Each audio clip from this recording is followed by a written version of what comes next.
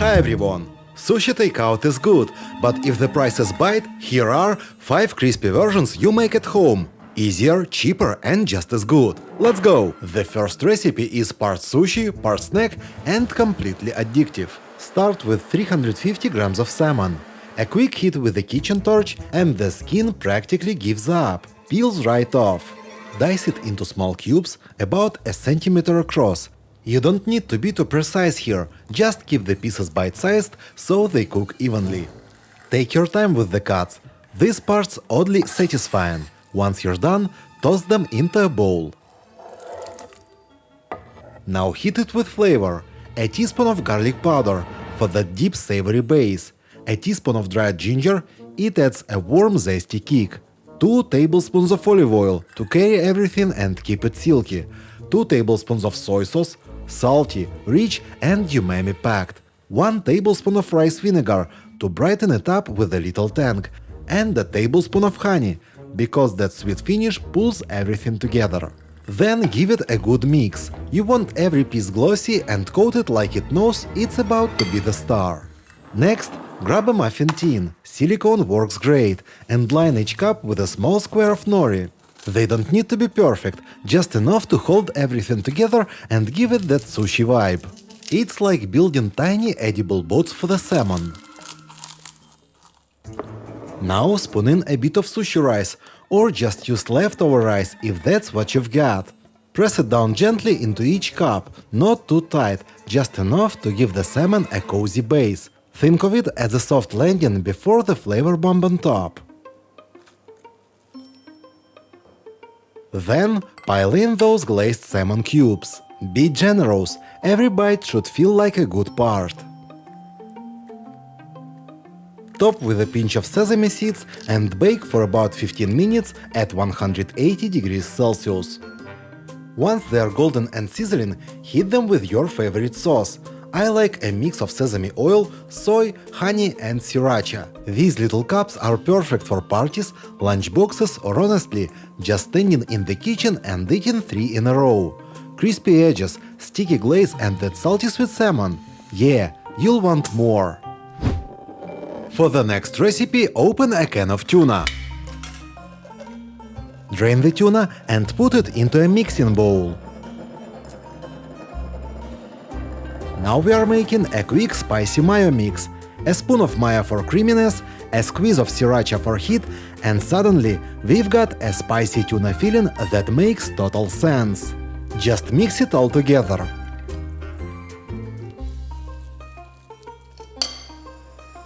Now for the rice, cooked and slightly warm, just like you'd use for sushi.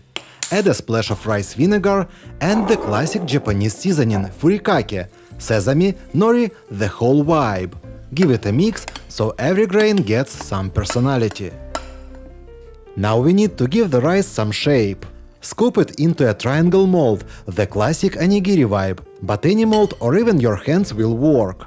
Press it around the edges. Make a little pocket in the center, add the tuna filling and seal it with 1 more spoonful of rice.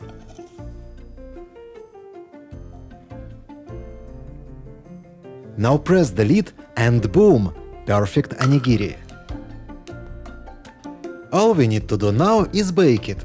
Place the onigiri into the air fryer basket, then brush the outside with a dark glossy sauce, something teriyaki-ish, sweet and savory, and air fry at 180 degrees Celsius, 350 Fahrenheit for 15 minutes. And they're done! Crispy, savory and ridiculously satisfying. 1 bite and you'll get why this works so well. Enjoy! Next a dish I somehow ignored for over a year. Never again. Salmon, straight into the air fryer. 180 degrees Celsius, 350 Fahrenheit for 20 minutes. Now time to prep the rice. Pour it into a sieve and heat the water first. Here's a little hack. Cook it right in the sieve. No draining, no mess. A few minutes later, fluffy, shiny rice. Done. Just strain it and into the bowl it goes. Now back to the fish. Look at that. golden, juicy and smelling amazing. Grab a second bowl for the fish. The skin peels off nice and easy after baking. Then shred it with 2 forks, just like that. Next up, crab sticks, about 4 of them. And here's a quick hack. Press them with the side of a knife and tap. You'll get instant crab floss, perfect for this dish. Into the bowl with the salmon it goes. Now add a bit of mayo and a generous squeeze of sriracha. Then a big spoonful of cream cheese. Now that's what makes it creamy. And a teaspoon of salt for balance. Mix it all together and there it is, your spicy creamy dream filling. Now let's move on to the rice. It needs a little flavor boost too. Starting with rice vinegar. Oh wow, that smell! Add a bit of sugar and salt and give it a quick shake until it all comes together. Nice and simple, just the way I like it. Now pour that mix over the rice, give it a gentle stir and let those flavors meet properly. Grab a foil baking tray and lightly coat it with olive oil. Rice layer first, press it flat and even. Now crumble in a nori sheet right on top for that ocean kick. Then pile on our creamy salmon crab mix. Smooth it out. Looks good already, right?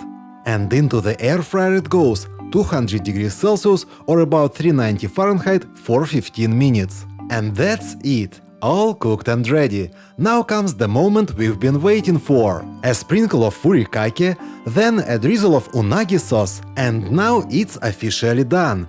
Time to dig in. Spoon a bit straight to the bottom.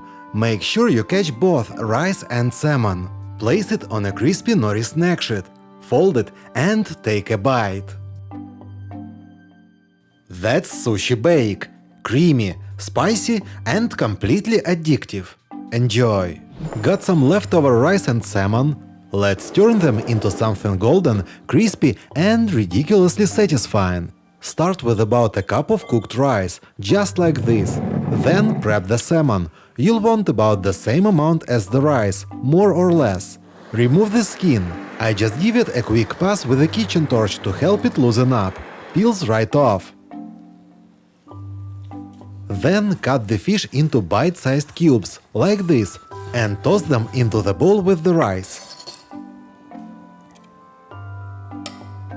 Now for the fun part – seasoning. I'm using furikake, a Japanese blend with sesame seeds, seaweed and a little magic. No furikake? Just chop up some nori and add sesame seeds. Works great. Mix everything into a sticky, even blend. It's a bit like working with dough. You'll know it's ready when it holds together easily. And once it does, form it into balls about 4 cm across. Not too small, just right for a hearty bite. Now coat each one. First in beaten egg, then breadcrumbs for that crunch.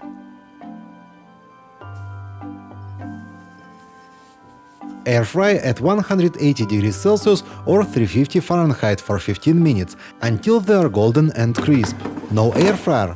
Bake in a preheated oven at the same temperature for about 20 to 25 minutes, flipping once. Or deep fry. And here they are, crispy on the outside, tender and savory inside. Perfect as a protein-packed snack, a party bite or even a bento box favorite. Honestly, these are really good.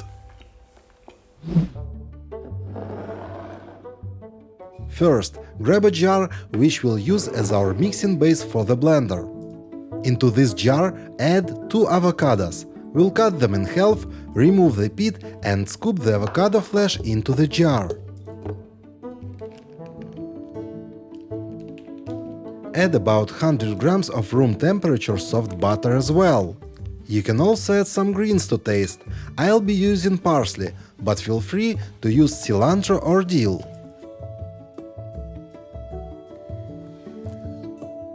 Next, add lime juice and season the mixture with salt.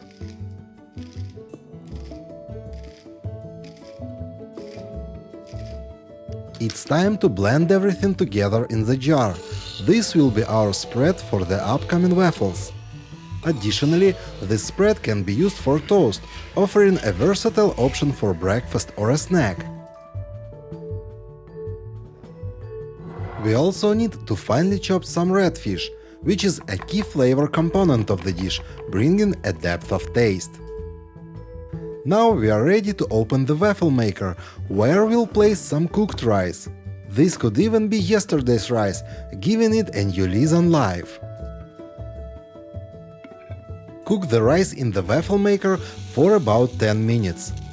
When the waffles are ready, it's time to assemble our creation.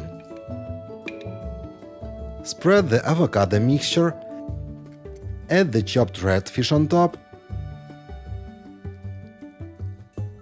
then drizzle with mayonnaise and sriracha sauce.